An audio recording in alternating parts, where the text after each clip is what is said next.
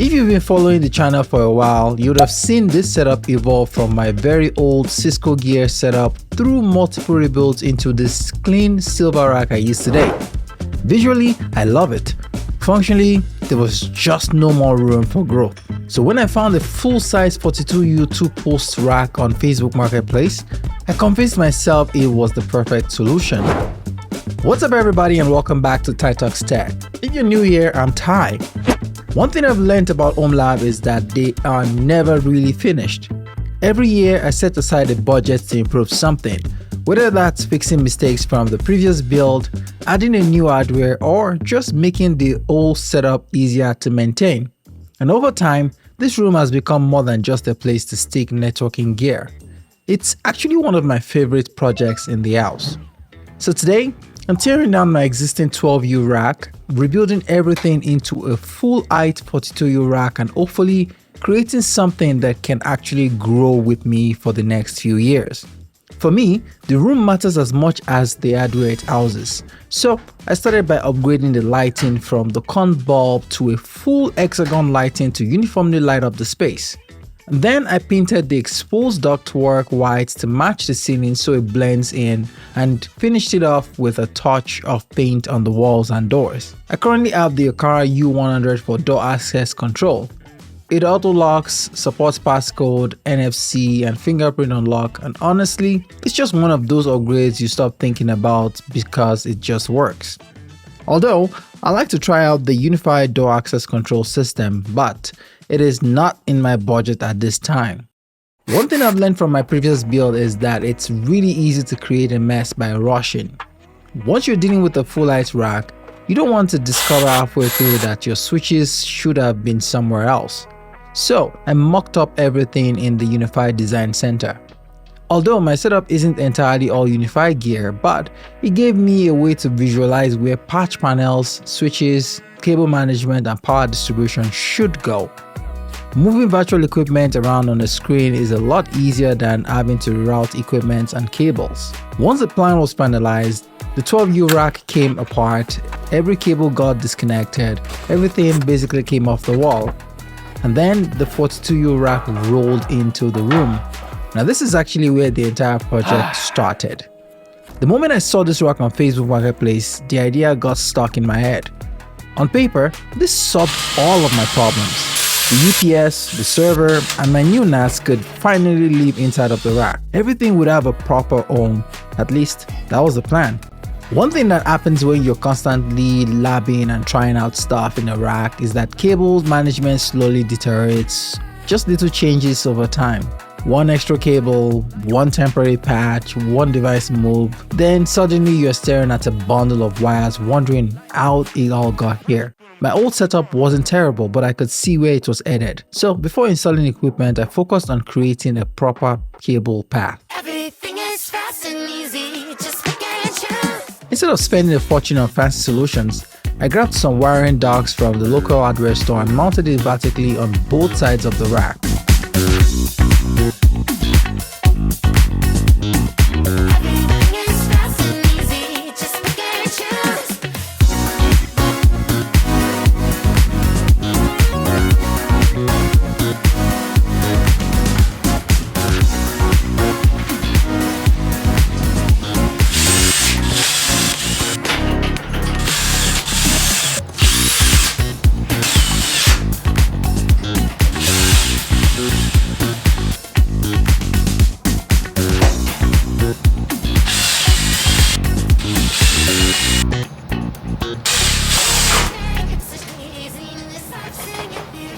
One thing I absolutely did not enjoy from the previous setup was my patch panels. They were older panels I had reused from previous projects, and every time I needed to install or remove a keystone, it just felt like a fight. So this time, I finally replaced them, and yes, I paid the UniFi tax.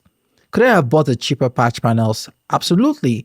But after spending all this time building towards a clean silver rack layout, I wanted everything to match. Sometimes the correct financial and technical decisions loses to aesthetics, and I'm okay admitting that. Once the new panels were installed, rebuilding the cable bundle was actually pretty satisfying. Getting months of additions, changes, and modifications to line up cleanly again wasn't easy, but somehow it all came together.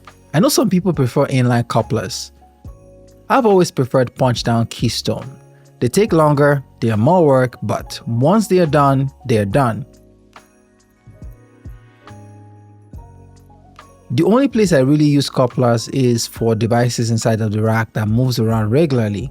Everything else gets terminated properly. So I spent the next chunk of time punching out cables and rebuilding the patching infrastructure from scratch.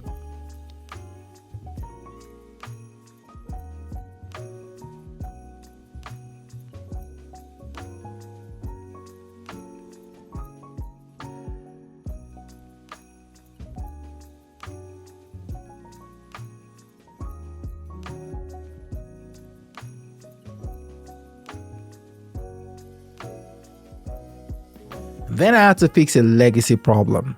When I previously moved my rack away from the wall, a few of my original cable runs ended up too short. Back then, I just threw an RG45 couplers on them as a temporary fix. For this build, I wanted it a little bit cleaner. I installed the Gigabix termination block to instead those short runs properly. It is Cat6 rated, supports full gigabit speed, and it's one of those hidden infrastructure details most people won't notice, but it makes the whole setup reliable and clean.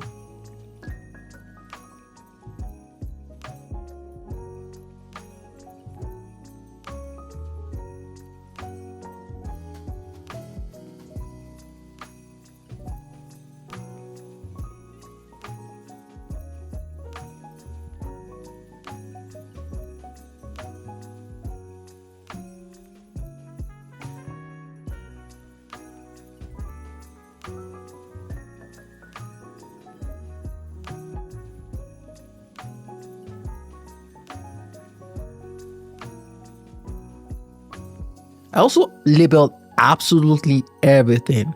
Trust me, the version of you troubleshooting a problem months from now will be incredibly grateful. At this point, things finally started coming together. The final thing bothering me was the server case. The entire room had evolved towards this silver industrial look, and then there was this giant black tower sticking out like it didn't belong. I considered moving everything into a rack mount chassis, but they were only available in black as well. Also, after looking at the cost, I decided I'd rather spend that money on an actual hardware upgrade much later. So instead, I experimented with refinishing the existing case to help it blend into the room. It's not the forever solution, but I think it actually came out looking pretty good. One thing I completely failed to predict during the original build was my Wi-Fi coverage. My assumption was simple: put an access point in the rack room and call it a day. Turns out heavy soundproofing and fire insulations are really good at blocking wireless signals. Coverage on the far side of the basement was awful, so I needed to move the AP. At first, I used surface raceways, which worked. However, I really hated how it looked. So I started looking into more industrial looking options, and that's when I discovered BX and EMTs. Having never worked with either before, I chose what seemed like an easier option, so I used BX. I pulled out the internal conductors and ran my Cat6 cable through it instead, and then mounted it, painted it, and stepped back, and I felt pretty proud of myself until I posted it on Instagram. The comments immediately informed me that I had apparently committed several crimes against low voltage networking. So after getting thoroughly roasted by the internet, I decided it was time to try something else: EMT conduit. I had to learn everything from scratch. Measuring, cutting, bending, making mistakes, doing it again. But for a first attempt, I think it came out pretty good. The internet though still complained about this new setup, but that's the internet and I just don't care. Look, I understand that running everything through a finished ceiling would technically be cleaner, but between the insulation, fireproofing and ductwork, that project would have exploded in both cost and complexity. I'd rather spend that money on a network hardware instead. Sometimes, good enough is actually the smart decision. I went to bed feeling pretty good of myself, and then Saturday morning happened. I woke up and the entire network was down. Every wireless device in the house was offline. Phones, tablets, smart home devices, everything. The funny part is I didn't even notice it immediately because most of my devices are hardwired. After doing some troubleshooting, I discovered that an automatic update had completely bricked my UDM Pro. So I spent hours trying to bring it back online. Eventually, after trying, I just resorted to factory resetting it, which also failed. At that point, my confidence level was dropping rapidly. This was one of those moments where I deeply missed having full console access like I am used to at work with Cisco equipment.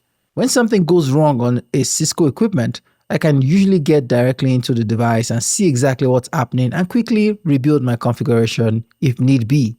With UniFi, recovery means connecting directly to the recovery interface through the Ethernet port, which is when I discovered another problem. None of my modern laptops have Ethernet ports anymore, and the adapters I had nearby would not negotiate correctly for the ports to be used. But thankfully, I remembered my wife has a Mac Mini which has a Gigabix Ethernet port, so I was able to use that to actually connect to the UDM Pro. I downloaded the firmware, uploaded it manually, and then restored my backup from the cloud. And eventually, I watched my entire network come back online. I'll be lying if I said I didn't spend a few minutes looking at the new UDM Pro Beast during that process as I was planning for the worst case scenario, complete hardware failure, especially since my UDM Pro is out of warranty, so I would have had to completely replace it altogether. But for now, crisis is averted. The funny part is that this project started out because I ran out of rack space. What should have been a simple rack upgrade turned into repainting the room, rebuilding the cable management, learning EMT conduit, getting roasted on Instagram, and recovering a bricked UDM Pro on a Saturday morning. But that's just what home labs are about. You start with one problem, you solve 5 others, you accidentally create 2 new ones, and somehow end up with something better than what you started with. For the first time in a long time, everything here has a proper home. The UPS is in a rack, the server is in the rack, the NAS is nicely integrated, and future upgrades won't require solving a giant puzzle every time I want to add something. At least that's the plan. The next big upgrade will probably be moving towards a dedicated storage solution so I can separate my testing environment from the machine holding all of my important data. Cooling is also on the radar, but I'm going to live with the setup for a while before deciding if it's actually a problem worth solving. For now though, I'm calling this one a win. If you've built a home lab before, what was one upgrade that completely saved your sanity? Let me know down in the comment section. Thanks for watching, and I'll see you guys in the next one.